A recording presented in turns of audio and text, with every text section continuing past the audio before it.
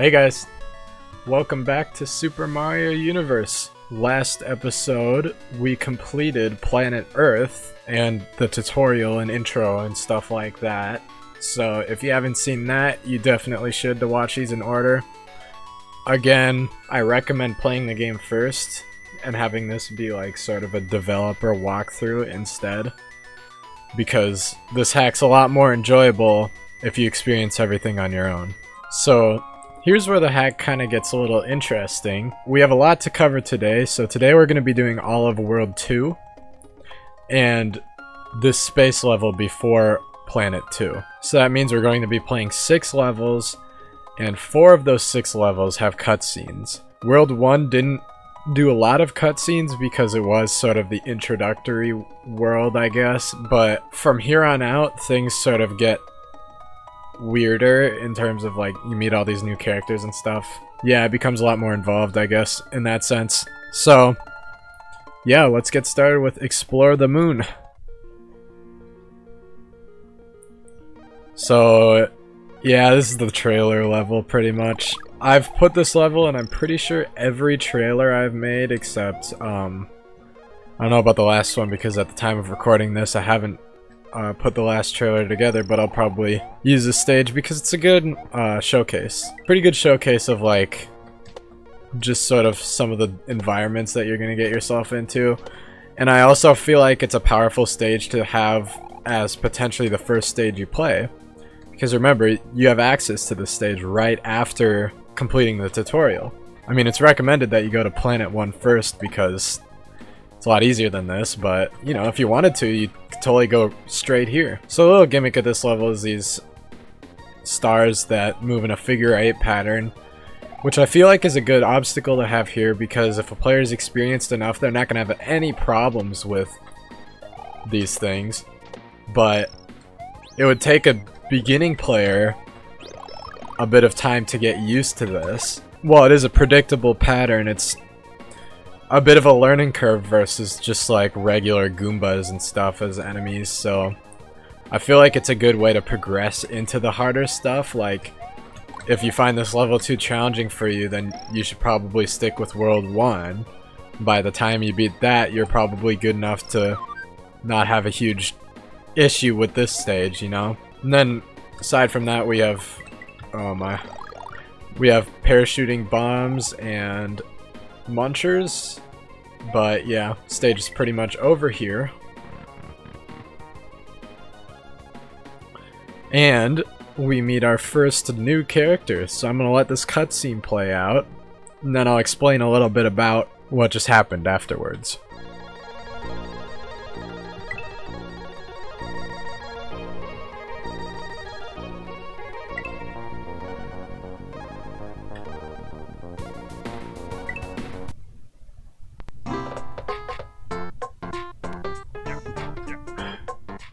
So on just a side note, I'll explain a bit about this after the cutscene's finished, but just thought I would keep this here.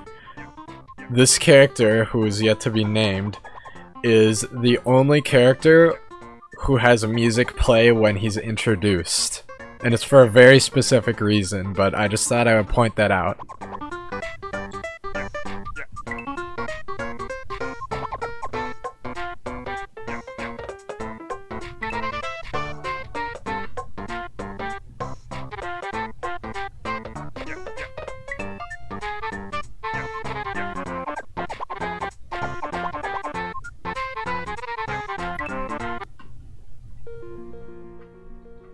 Alright, that's that. So, leaves you with a bit of mystery, but I think it's the perfect cliffhanger to make you keep going. So we'll learn more about who that was in a bit. Honestly, that's all I'm going to tell you about this character right now, because I don't want to spoil too much before stuff happens with him, and I'll explain a bit about like inspirations and stuff like that afterwards. That's also probably the longest event in the game because it brings you to another split path. If you go up here, you'll find your way to the 3rd planet, after beating this stage, of course. But for now, we're just going to stick with the 2nd planet, which is called Xemia. So here we go. Now, Xemia is interesting. I will not lie, this is probably the planet I spent the most time building.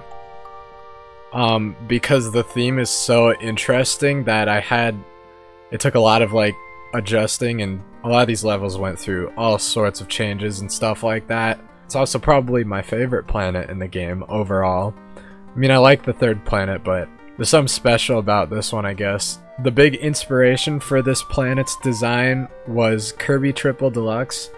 The third world in that game was called Old Odyssey, and the levels progressed by time of day, which is sort of the same thing I did here. So the first level's daytime, but as you make your way up the little planet, or floating island in Kirby's case, the levels get colder and the sun sets in a few stages, and then it goes down in the last ones, and it's dark when you fight the boss, which is the same thing here. I mean, I don't think anyone would ever catch that reference, but I mean, it's there. It's kind of neat. And a few of the landscapes too are also inspired by that stage in the game, because it's such a cool idea and it's so unique compared to like most of your traditional locations in video games. So here we go. Here is Wild Rex habitat. Like I said before, we're in the daytime here.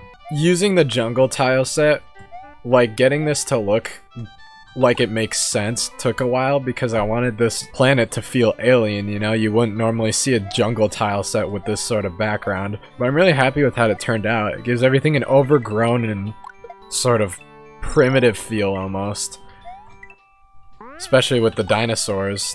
This is the only time in a main stage that they're used. And these little guys right here are immune to jumps, but you can still spin jump to kill them. You're never forced to do that, but it's there if you ever need to. And this is also one of the last stages to use these rooms in them that open up when you kill all the enemies. Like I said, a big purpose for these rooms is to sort of get you used to certain enemies. Like if there's an enemy I introduce that I want you to sort of have experience with for whatever reason, then I'll put it in one of those rooms. It does kind of help ease the player into figuring out how to kill different types of enemies, you know. Also, they are kind of fun. It's a nice change of pace, too. We have the second one right here. Fire Flower does make this section a lot easier, but one thing I can point out with the Fire Flower is that the pipes only open up when all sprites on the screen are clear. So if you kill an enemy with a fireball and the coin stays, the pipe's not going to open up till you collect the coin. I mean, it's not game breaking, but it's kind of an interesting little detail. Oh, and I'm not sure why that's like that. That should not be like that. I don't think I've ever seen that before, actually. Well, I guess I'm fixing that before the final release. That was weird. I mean, I'll have to look back at the footage, but I swear to God it changed colors. I don't think I've ever seen that before. Whatever.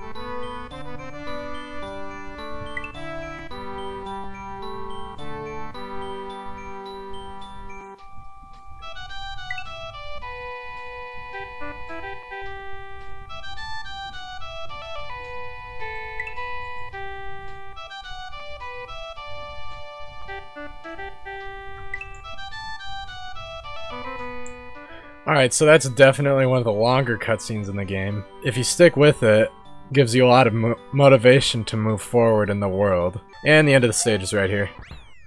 Time for Ruined Sky Fortress.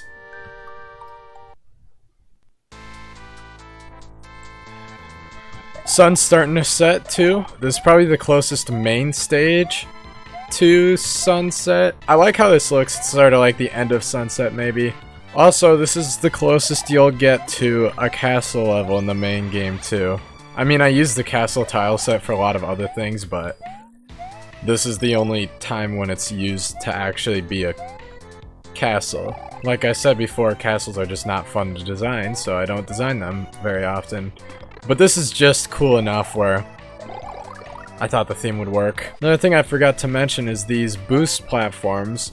The way they work is when you're on them, they stand still, and when you jump, then they jump with you. So you can set up little jumps like jump and then jump off it when it's at its peak. There's also thwimps too, because this is a castle stage after all. And here's the checkpoint. To get the power up, you have to do one of those and then get under the platform. And here's an interesting spot, because if you jump directly upwards here, then you're gonna go straight into the munchers because of the platform. So you really want to be cautious and make sure when you jump you get out of the way.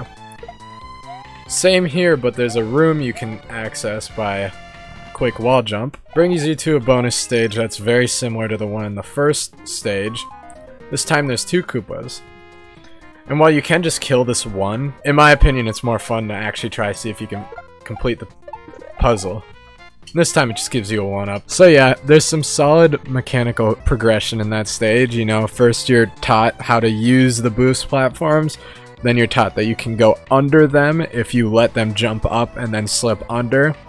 Then you're taught that sometimes you don't want to jump off the platforms because it'll send you into spikes. 3 separate uses of the same mechanic. I think that's a pretty solid stage. And as you can see, things are getting even darker.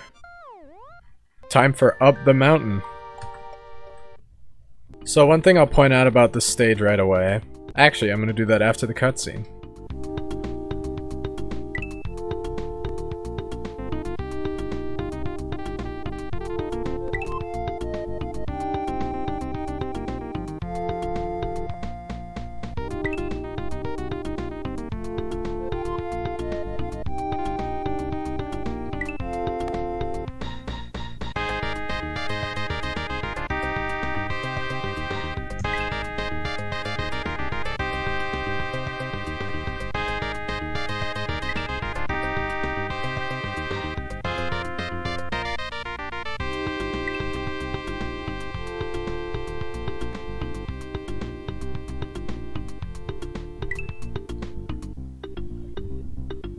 So yeah, it teaches you what kind of stage this is going to be. It also sets up something that's pretty major in the last part of the hack, so that's why this cutscene exists. Part of the reason why I like Xemia so much is because every stage works well with each other. You start with the calm first stage, then you get into the kind of cool sunsetty stage, and here's sort of a lonelier stage, because you're told that what's to come is going to be more difficult. Nightfall is setting, and I don't know, just atmosphere and progression of stages in general, like not just one-offs, is what makes this world so cool in my opinion. As you can see there, stage has minecarts in it. There's not a whole lot to say about those, just if you're ever struggling with them, just make sure they go exactly your running speed at top speed. So you won't be able to catch up to them. Just make sure you catch your ride every time, I guess. There is a secret up here. In order to get to that, you have to go ahead. Hop off this guy. And then, minecart gives you just enough of a boost to make it into this pipe. I mean, obviously a cape just completely breaks this, but, you know, then you get a fun little bonus room with power up and all that. That was pointless, but you know. And you know what? I'm taking my time way too much with this stage. It's one that you're supposed to obviously do faster than what I can explain things in. So I am going to die and just reset because I don't think I'm going to be able to make it back in time. Minecarts start getting harder. You know, 3 jumps in a row is pretty big jump from what has been introduced before. On top of that, you actually need to focus on the munchers too. Make sure you're on the minecarts when you go over them, sort of thing. And we also have a star power segment because I thought it'd be a fun little end of level thing to just let you storm through a bunch of enemies here. Then you have to do a bit of platforming to get to the last one that gives you a 1-up. And that's that. Star power is something that I feel like a lot of people forget about, and I forgot about it too because I'm pretty sure that's like one of the only areas in the game that actually uses it. And it works especially well there because it's sort of auto runner feel, just, you know, it's a little moment of powerful feelingness, I guess. You could ride this all the way to the end, but you could also take this minecart back here and grab the last Yoshi coin. So yeah. So one thing I find interesting about this stage is that out of everybody I've had playtests so far, most people say that that's one of their favorites, which honestly I thought it was one of the more underwhelming stages when I first was making this hack, but I can see why people like it so much, and I mean, I've grown to like it too, so. And now, we're up a lot higher on the mountain. Everything's blue, so it's sort of a snowy, icy world. Let's hop into Cold Front River. Okay, this stage has a long history. If you watched my questionable Super Mario World episode on Mario's Day Off, the extra content, this is the level that was originally meant for that hack. I gave it a huge paint job, and it made its way into here because I just like the layout and stuff. Basically, the gimmick of this stage is if you stand still for too long, you'll shake and die, as demonstrated here. Also, it teaches you that the water's freezing cold, so it damages you as well. So I think this would be a cool spot for me to just be quiet and give you a side-by-side comparison about what this looks like compared to the original beta version, I guess, if you will.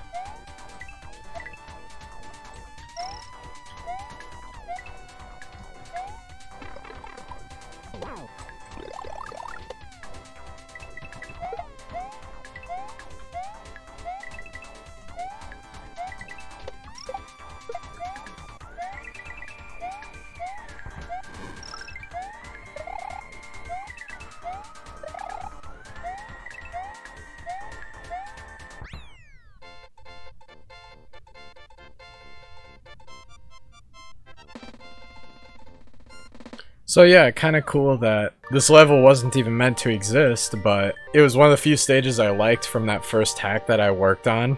I was like, well, it'd be a shame if it just went to waste. Anyways, time for Mount Avalanche, which is the boss stage of this world. Here we go.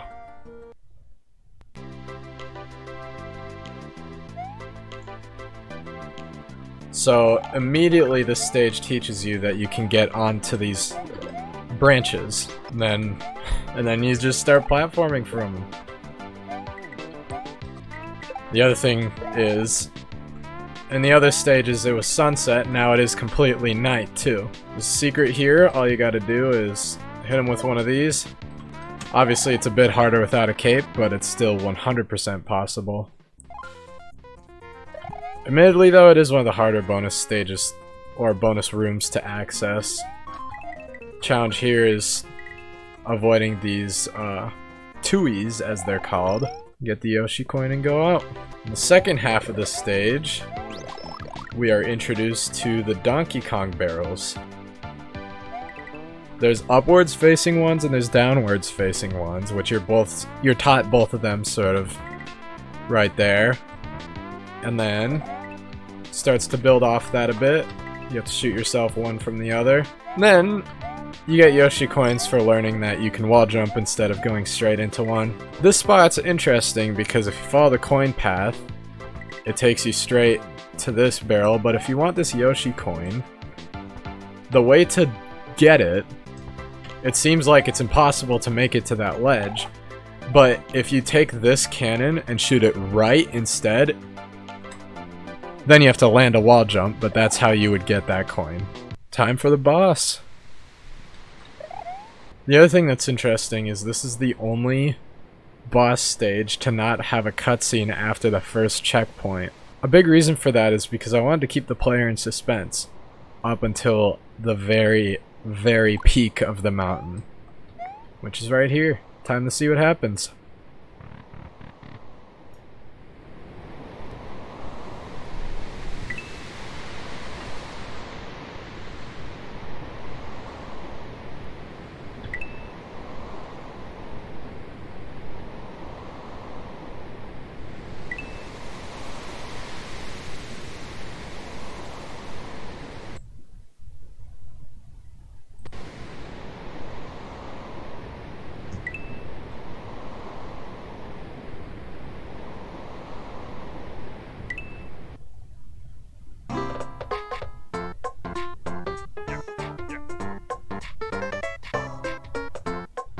So yeah, the only reason Francis has his own theme song is just for this moment. Just for the comic relief of the serious situation, and then all of a sudden, you've sort of forgotten about him at this point, and then he just comes back. You know, especially if you play the game out of order and you go to Planet 3 first. So you saw the cutscene a long time ago, and then you just sort of say, oh yeah, that fucker.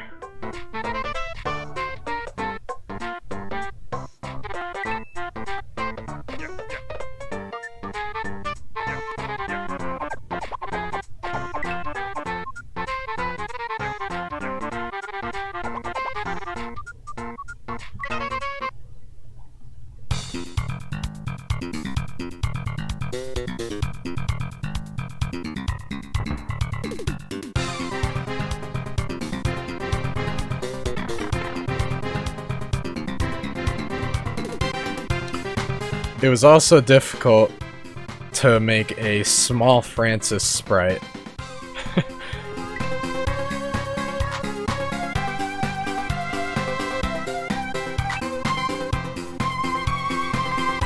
Here's the second boss, we have Giga Beetle.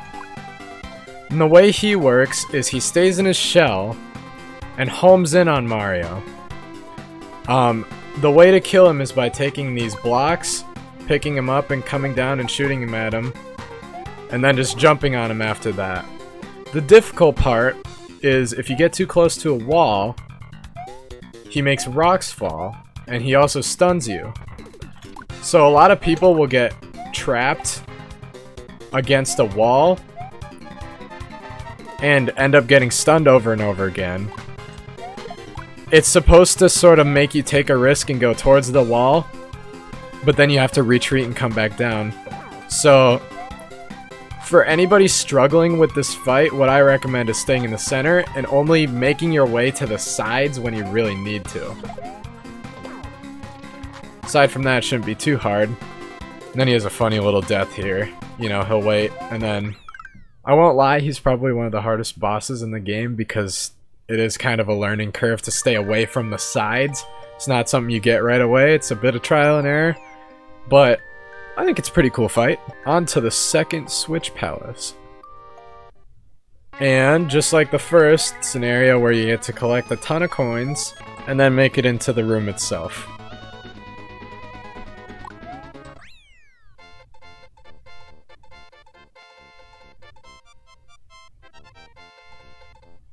And with that, my favorite planet in the game is complete.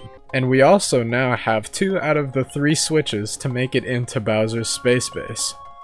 So next time, we will be completing Bowie Base and all of Planet 3. See you next time.